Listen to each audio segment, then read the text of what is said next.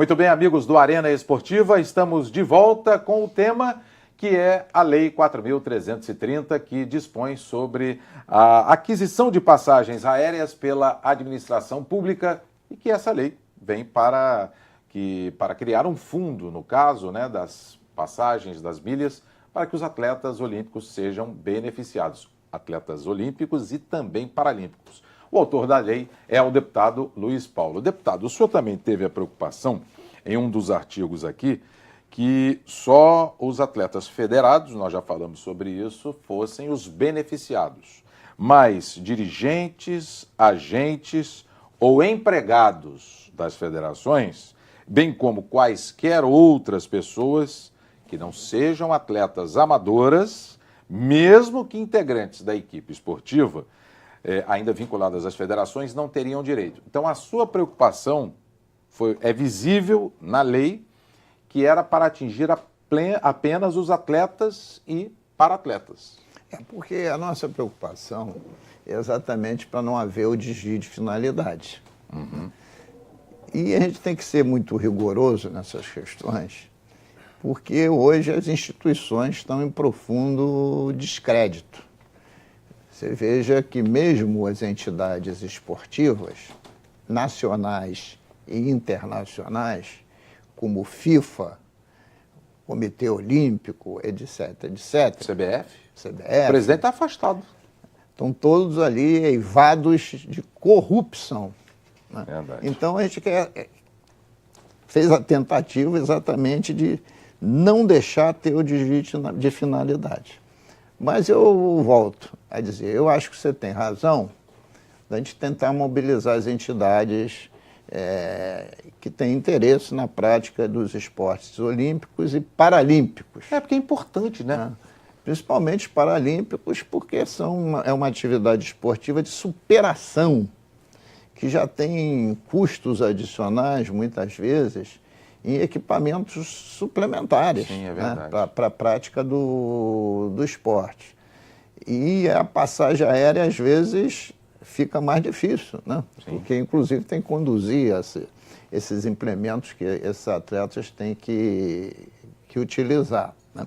Então, utilizar as federações, mas também a via da justiça. Sabe? Isso me veio à tona porque, recentemente, quer dizer, foi no ano passado, o Supremo Tribunal Federal, numa ação implantada por diversos estados brasileiros contra a Lei Candir, essa Lei Candir tinha que ser regulamentada para contemplar os ressarcimentos das perdas do Estado com as isenções da Lei Candir. Uhum. E passou mais de 10 anos e a União se quedou em silêncio. Esqueceu, entre aspas. E o Supremo Tribunal Federal decidiu que o Congresso Nacional deveria regulamentar. Se não regulamentasse, até o final do ano, teria que fazer a regulamentação o Tribunal de Contas da União. Então, a gente tem já uma decisão do Supremo, não sobre essa lei, mas que tem similaridade. Um respaldo. Né? Uhum. Quando você tem uma lei que visa dar mais viabilidade ao dinheiro público, tirar esse dinheiro público da mão de terceiros para uma finalidade mais nobre, né? Então você tem esse paradigma no Supremo para tentar aqui no Tribunal de Justiça. Por isso que eu também vou fazer essa tentativa. Agora, isso envolve a administração pública, que o senhor citou. Sim. O Legislativo, o Executivo e o Judiciário. São os 3 poderes do país. E o senhor sabe que de 2004 até hoje a lei não foi regulamentada, certamente por pressão. Isso vai ser julgado, que o senhor disse que vai entrar com uma ação, né, vai formular uma ação, será julgado no Judiciário, vai atingir também um poder. Sim, mas quem compete regulamentar a lei é o Poder Executivo, porque ele é o gestor do Tesouro. Uhum. Os outros poderes, com algumas exceções de parte dos recursos, quem paga a folha de pessoal é o Tesouro do Estado. E em outros poderes, quem paga tudo, não só a folha, é o Tesouro do Estado também. Então, compete ao Poder Executivo regulamentar, e não os poderes judiciários e legislativo. O legislativo já deu sua contribuição, ele fez a lei. Se ele fez a lei, ele é a favor, né? Mas caberia, no meu entendimento, e é uma hipótese também, uma ação contra o Poder Executivo, ou de crime de responsabilidade, ou de improbidade administrativa, porque o funcionalismo, nesse caso das viagens, continua a se apropriar de algo Que não é dele. que não é dele. É do Estado. E não se apropria, e se apropria por quê?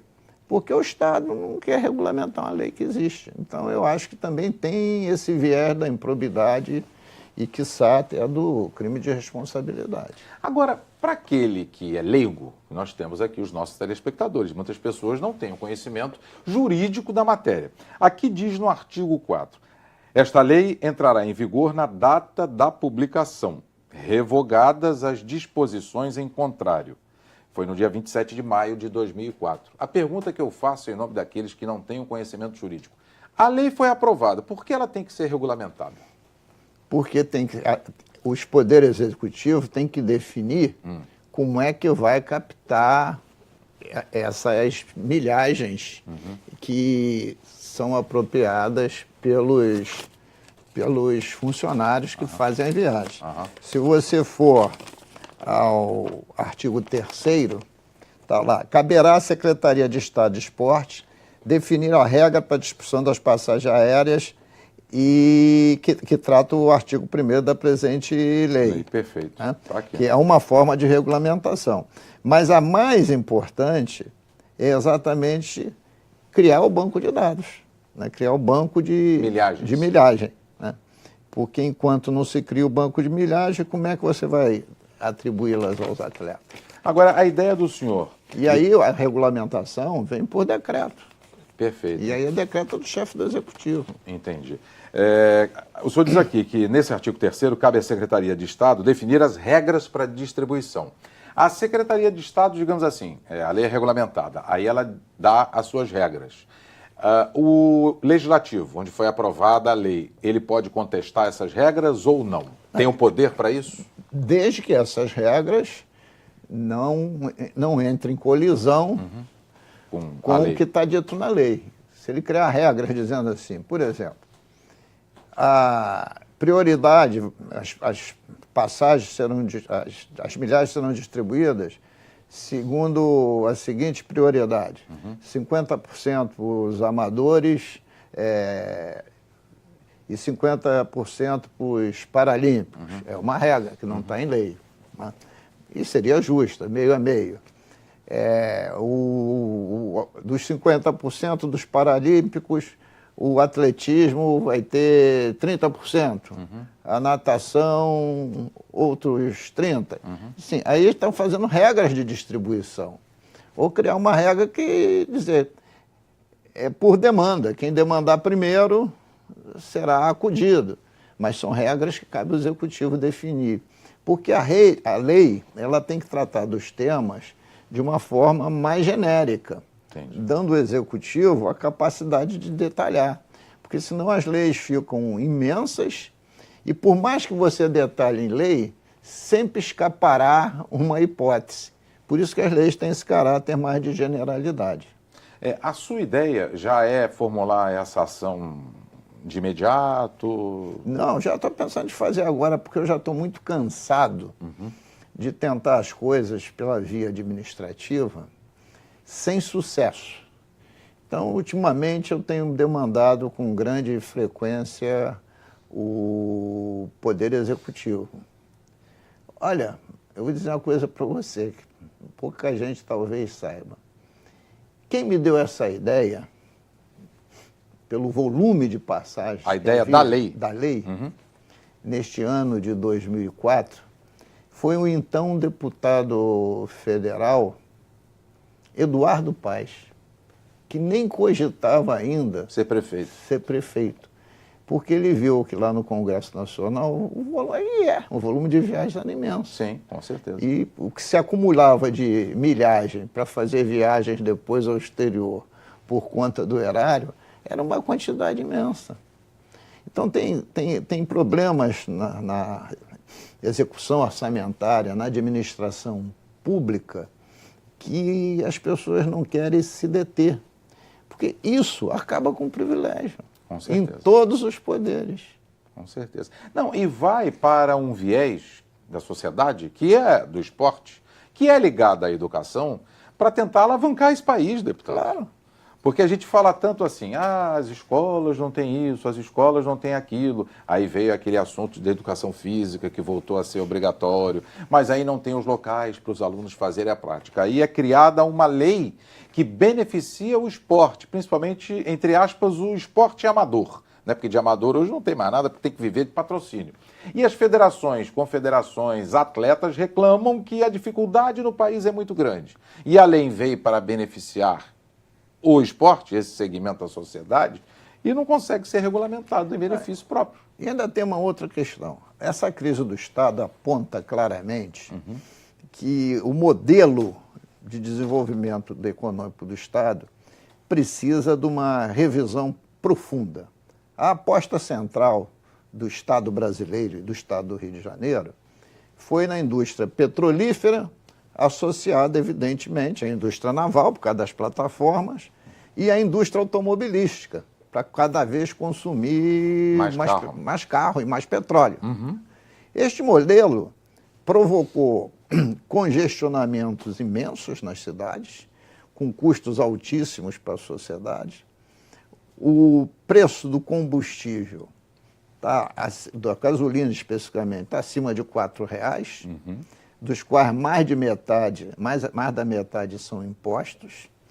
A indústria petrolífera está num momento de crise, porque já não tem mais as condições ambientais devidas, né?